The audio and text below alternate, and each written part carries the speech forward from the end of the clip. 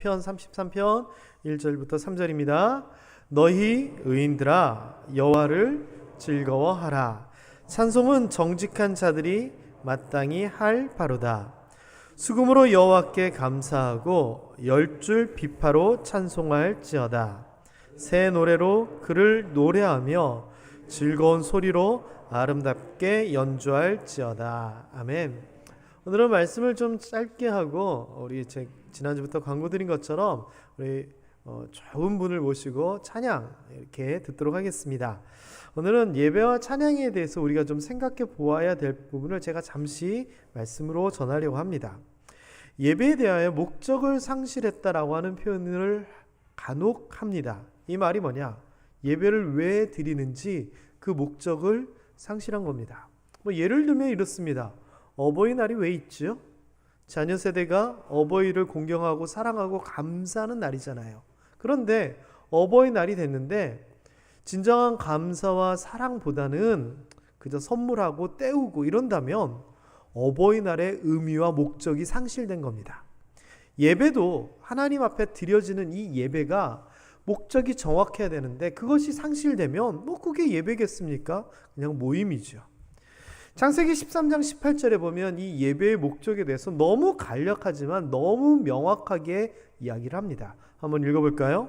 이에 아브라함이 장막을 옮겨 헤브론에 있는 마므레 상수리 숲에 이르러 거주하며 거기서 여호와를 위하여 제단을 쌓았더라. 제단, 제사를 드리는 단이 제단입니다. 이 제사는 오늘날의 예배입니다. 그런데 이 예배를 하나님 여기까지 인도해 주셨네요. 감사합니다.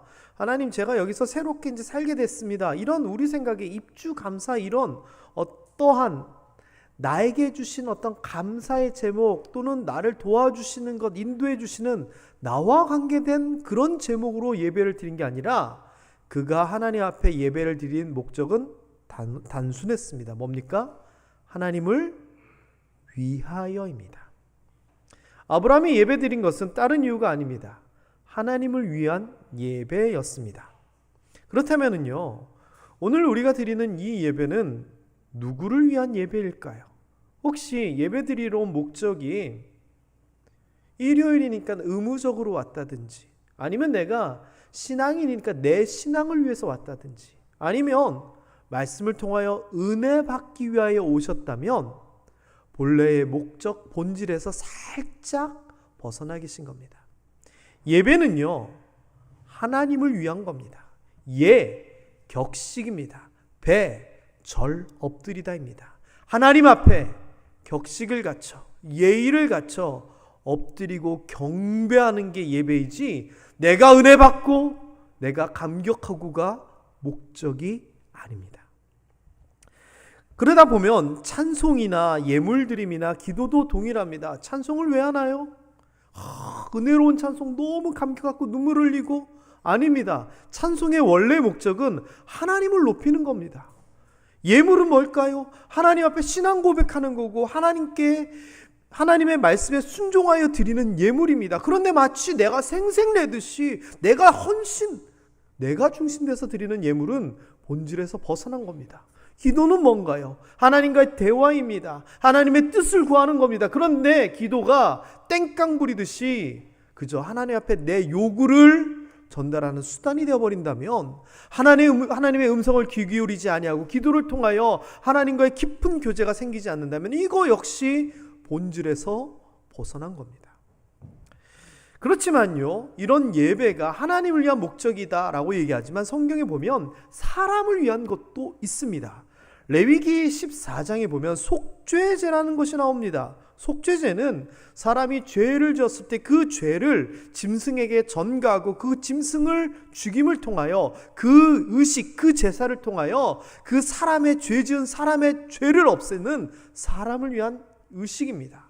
예배입니다. 또 화목제라고 하여서 하나님과의 관계에 있어서 죄 있는 사람이 하나님과 화평하고자 하나님 앞에 드려지는 예배, 자신과 하나님과의 화목을 위한 예배, 이것도 사람을 위한 예배입니다. 또 속건제라고 하여서 성물, 물건에 대해서 뭔가 잘못한 사람이 그 문제를 해결하기 위해 하나님 앞에 드려지는 예배 역시 그를 위하여, 다 그를 위하여 드려지는 예배입니다. 그렇다면 예배가 사람을 위해서도 드리잖아요. 그렇지 않습니다. 혜택이 사람이 받고 결과가 사람이 깨끗해지지만 예배 자체는 하나님께 드리는 겁니다. 그래서 속죄제를 위한 이 본문에 보면 하나님 앞에 드리는 것이고 하나님 앞에 나아가는 것이다 라고 명확하게 얘기합니다. 다시 얘기하면 예배를 통하여 하나님 앞에 드리고 나아갈 때, 그게 우선될 때 그 다음에 속죄의 정결함의 은혜가 임하는 겁니다. 그런데 우리는요, 하나님 앞에 나아가는 이 예배의 본질은 있고선 내가 은혜 받기 위하여, 내가 만족하기 위하여 먼저 나아간다면 이거 제대로 된 예배다라고 할 수 있겠습니까? 그래서 우리 모함의 성도 여러분들, 예배는 나를 위한 것이 아니라 누구를 위한 것? 하나님을 위한 것임을 먼저 생각할 수 있었으면 좋겠습니다. 그 다음에 그렇게 하나님을 위해서 예배를 드릴 때 나를 위한 은혜와 나를 위한 말씀과 나를 위한 응답이 오는 것이지, 이 순서가 절대 바뀌어서는 안 됩니다.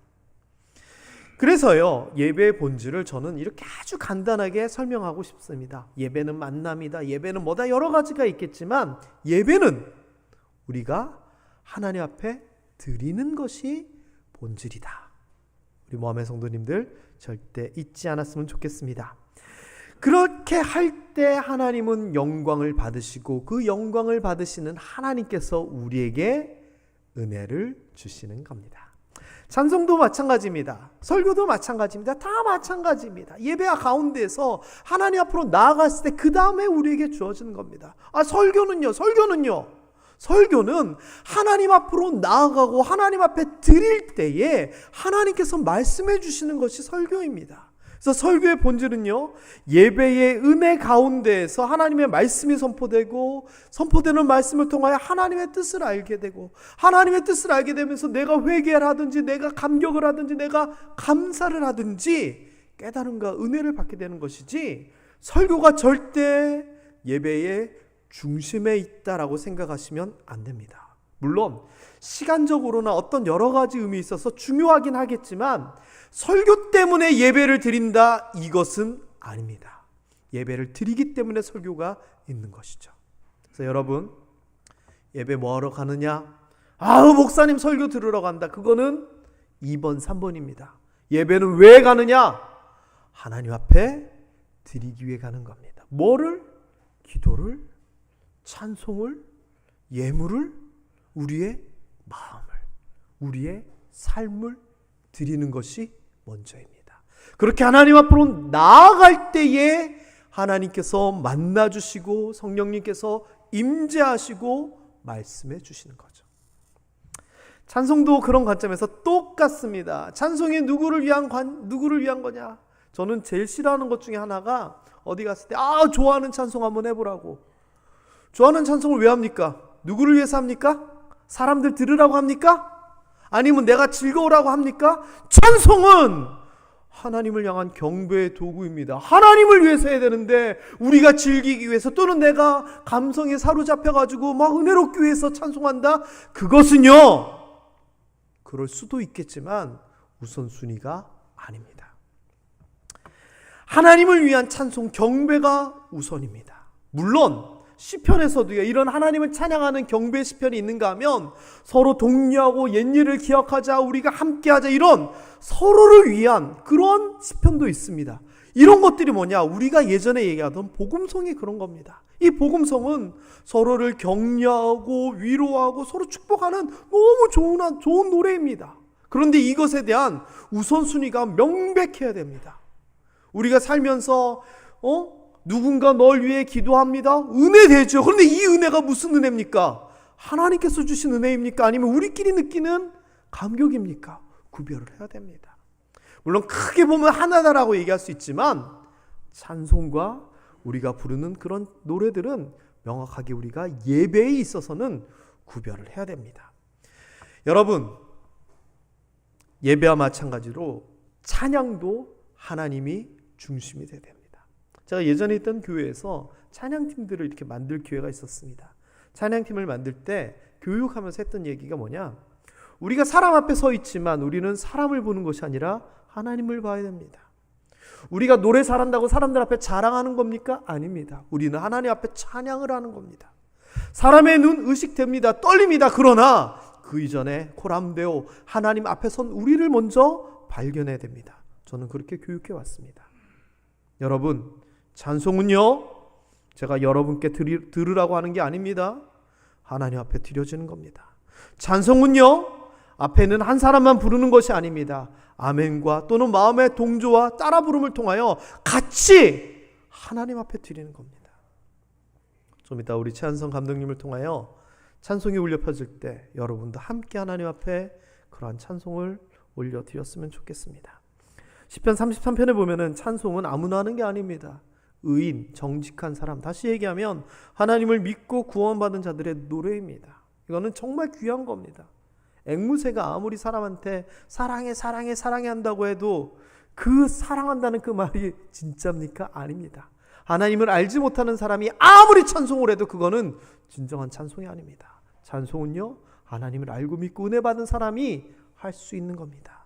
그리고 여기 마땅히 한다라고 얘기합니다. 이게 나베라고 하는 단어를 쓰는데 이거는 적당한, 어울리는, 품위 있는 이라는 표현입니다. 이 말은 뭐냐? 찬송을 해야지 성도는 당연하다는 겁니다. 그래야 성도답다는 겁니다.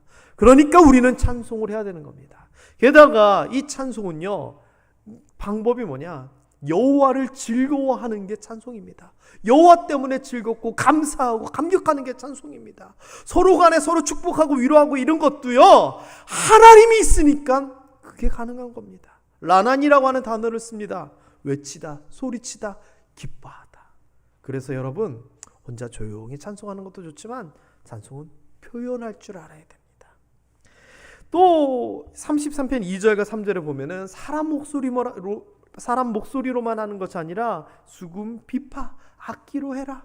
네가 아는 노래, 네가 좋아하는 노래만 하는 것이 아니라 새 노래로 하라. 즐겁게 그렇게 소리를 내라 그럽니다. 여러분, 이 오르간이 교회마다 다 있습니다. 성전은 예전엔 더 대단했습니다. 그런데 오르간이 처음 발견돼서 음악적으로 쓰여질 때 종교개혁자들 중에서 이렇게까지 얘기합니다. 저거는 사람을 홀리는 악마의 휘파람통이다. 그래서 교회에서는 처음에는 오르간을 취급도 안 했습니다. 그래서 사람의 목소리로만 합창을 했습니다. 그러나 시간의 지남에 따라 오르간은 그 교회의 중요한 악기가 됩니다.